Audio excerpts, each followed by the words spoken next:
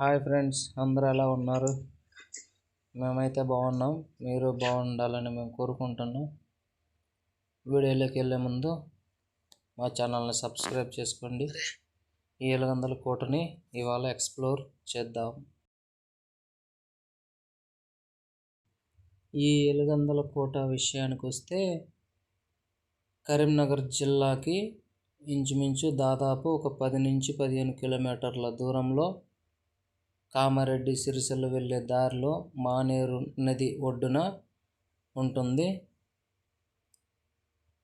అయితే ఈ కోట గురించి కొంత చరిత్ర మనకు తెలిసినంత వరకు తెలుసుకుందాం.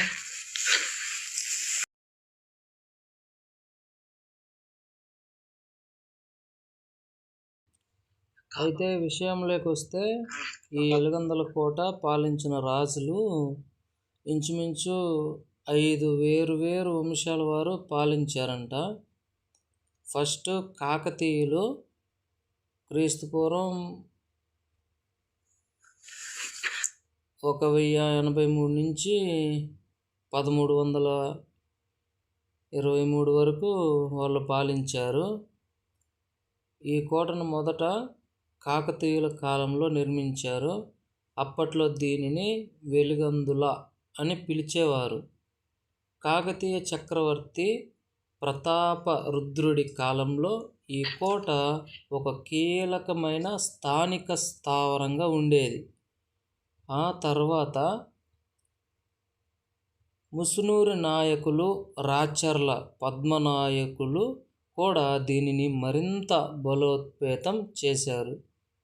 అయితే ఆ తర్వాత బహమనీ కుతుబ్ షాహీలు 16వ శతాబ్దం, కాకతీయుల తర్వాత ఈ కోట బహమనీ సుల్తానుల చేతుల్లోకి, ఆ తర్వాత గోల్కొండ కుతుబ్ షాహీ వంశస్థుల ఆధీనంలోకి వెళ్ళిందంట.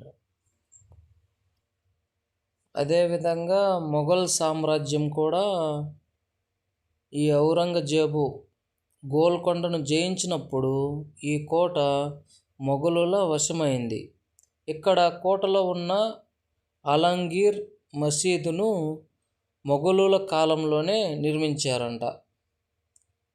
అదేవిధంగా మరలా అసఫ్ జాహీలు, హైదరాబాద్ నిజాములు కూడా మొఘలుల పతనం తర్వాత హైదరాబాద్ నిజాం అసఫ్ జాహీలు ఈ కోటను తమ ఆధీనంలోకి తీసుకున్నారు. నిజాముల కాలంలో కరీంనగర్ ప్రాంతానికి ఈ ఎలుగందల కోటనే ప్రధాన పరిపాలనా కేంద్రంగా ఉండేది. అయితే ఈ కరీంనగర్ పేరు ఎలా వచ్చిందనేది కూడా మనం తెలుసుకుందాం. కరీంనగర్కి ఎలా పేరు వచ్చిందంటే సయ్యద్ కరీముద్దీన్ అనే వ్యక్తి కిలేదార్ కోట రక్షకుడు, కమాండర్గా పనిచేసేవాడు. అతని పేరు మీదుగానే ఈ ప్రాంతానికి కరీంనగర్ అనే పేరు వచ్చింది. ఆ తర్వాత 1905లో 6వ నిజాం మీర్ మహబూబ్ అలీ ఖాన్ జిల్లా ప్రధాన కార్యాలయాన్ని ఎలగందల్ నుండి కరీంనగర్ పట్టణానికి మార్చాడు. అసలు ఏ విధంగా కట్టారు? ఆ విధంగా కరీంనగర్ అనే పేరు వచ్చింది. అదేవిధంగా ఈ కోటలో చూడాల్సిన ముఖ్యమైన ప్రదేశాలు బాగానే ఉన్నాయి. ఇంకా ఎవరు పట్టించుకోవడం లేదు, కానీ ఒక టూరిస్ట్ ప్లేస్గా కొంచెం అభివృద్ధి చేస్తే బాగానే ఉంటుంది. మెయింటెనెన్స్ చేయాలి. శత్రువులు కోటలోకి రాకుండా చుట్టూ 16 అడుగుల వెడల్పు, 13 అడుగుల లోతులో మొసళ్ళతో నిండిన అగట్టను నిర్మించారు. అయితే ప్రత్యేకత ఏంటంటే ఈ కొండ పైన మొత్తం పైన ఉన్నటువంటి, ఇప్పుడు మనకి హైదరాబాద్లో చార్మినార్ ఎలా ఉందో అదే డిజైన్లో కట్టారు 2 మినార్లతో. అదే ఒక పెద్ద ఆకర్షణ. అదేవిధంగా ఇంకా నరసింహస్వామి, నీలకంఠ స్వామి ఆలయాలు కోట లోపల పురాతనమైన హిందూ దేవాలయాలు కూడా ఉన్నాయి. జైలు ఖానా, మందుగుండు సామాగ్రి భవనం, నిజాం కాలంలో వాడిన జైలు, ఆయుధాలు దాచే గదులు ఇక్కడ మరిన్ని కనిపిస్తాయి. నాకు తెలిసినంత వరకు ఈ కోట గురించి, చరిత్ర గురించి చెప్పానండి. ఇంకా మీకు ఇంకేమన్నా రహస్యాలు ఏమన్నా ఉంటే మీరు కామెంట్ చేయండి. ఏమన్నా తప్పులు చెప్పుంటే కొంచెం క్షమించండి. ఈ కోట మేము చూస్తున్నంతసేపు కూడా చాలా ఆనందంగా ఉంది. ఎందుకంటే ఇంత పెద్ద కొండల పైన ఆ రాళ్ళు చెక్కి అలా కట్టారంటే అప్పటి వాళ్ళు ఎంత గ్రేటో, ఏ టెక్నాలజీ లేని రోజుల్లోనే ఆ విధంగా కట్టారంటే గొప్పే కదా. మాదే సివిల్ వర్కే, కానీ ఈ రోజుల్లో అన్నీ ఉన్నాయి కాబట్టి నడిచిపోద్ది పని. ఒక రాయిని ఆ విధంగా కట్టారంటే గ్రేటు. అప్పటి వాళ్ళకి ఎట్లయినా హ్యాట్స్ ఆఫ్ అని చెప్పాల్సిందే తప్పనిసరిగా. అంత కొండపైకి రాళ్ళు ఎలా తీసుకెళ్ళారు, ఏ విధంగా అసలు శత్రువులు ఎటు నుంచి వచ్చినా కనపడేటట్టుగా కొండల పైన వీళ్ళు కట్టుకున్నారు. కొండపైన రాజుకి రాణికి ఒక మహల్ ఉంటుంది. ఇప్పుడు అటే వెళ్తున్నాం మనం, చూద్దాం రండి. గుడి మాత్రం బాగుంది. మేము మరలా లోపలికి వెళ్ళి చూసాము. గుడి చాలా బాగుంది.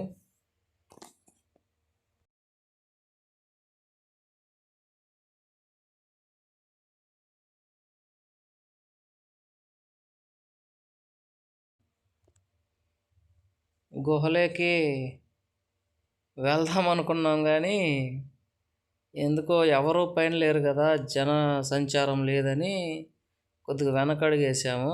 ఎందుకులే అని పైకి వెళ్తున్నాం.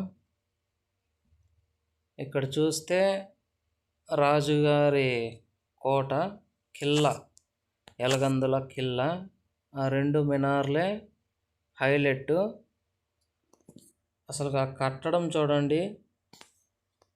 అదేవిధంగా ఇలా ఈ పక్క చూస్తే మానేరు వాగు కూడా కనిపిస్తుంది. అక్కడి నుంచి వచ్చామండి మేము. మా బైకులు అక్కడ కనిపిస్తూ ఉన్నాయి. అక్కడికి వెళ్ళి అదంతా తిరుక్కుంటూ, అది ఎంట్రన్స్, అక్కడి నుంచి పైకి ఎక్కుంటూ ఎంత దూరం వచ్చాము. పెద్ద కొండ కాకున్నా కానీ మేము హడావిడిగా ఎక్కేసరికి ఆయాసం వచ్చింది.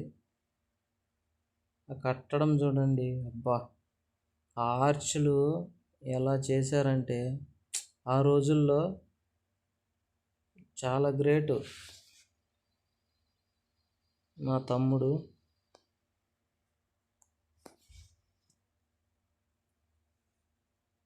కొండ వెనక భాగాన చుట్టూ ప్రహరీ గోడలాగా కూడా ఉన్నట్టుంది ఆనవాళ్ళు.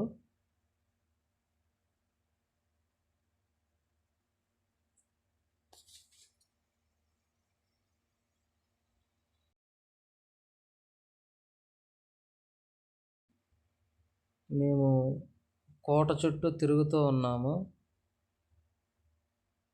గమ్మున ఉండలేక. అలా చుట్టూ చూసుకుంటూ వచ్చేసాము.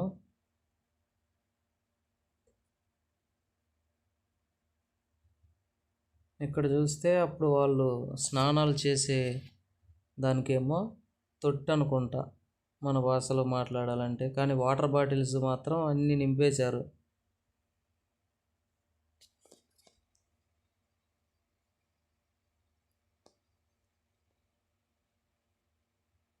అదేవిధంగా ఇంకొంచెం కిందికి ఇచ్చి పైకి వెళ్దామని పైకి వెళ్తున్నాము. పైన ఎలా ఉందో చూద్దాం. మా తమ్ముడేమో ముందు వెళ్తూ ఉన్నాడు.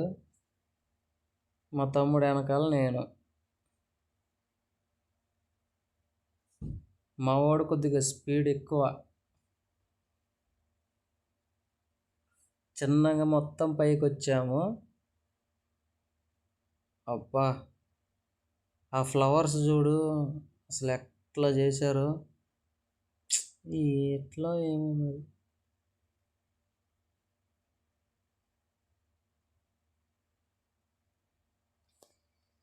ఇలాంటి కోటలు మన ఇండియాలో ఎన్నో ఎన్నో ఉన్నాయంట. గూగుల్లో కనుక్కున్నాను, అడిగాను. ఒక మన ఆంధ్రప్రదేశ్ తెలంగాణలోనే ఇంచుమించు 110 నుంచి 120 ఫోర్ట్లు ఉన్నాయంట. అవన్నీ తిరగాల, ఎప్పుడు కుదిరిద్దో ఏమో.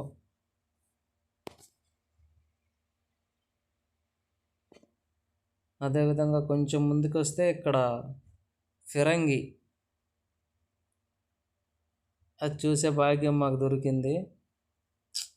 అసలు ఎలా ఉందంటే అక్కడ ఒకటి ఉంది, మళ్ళా ఆ ప్లేస్లో ఒకటి ఉంది ఫిరంగి, చూడండి.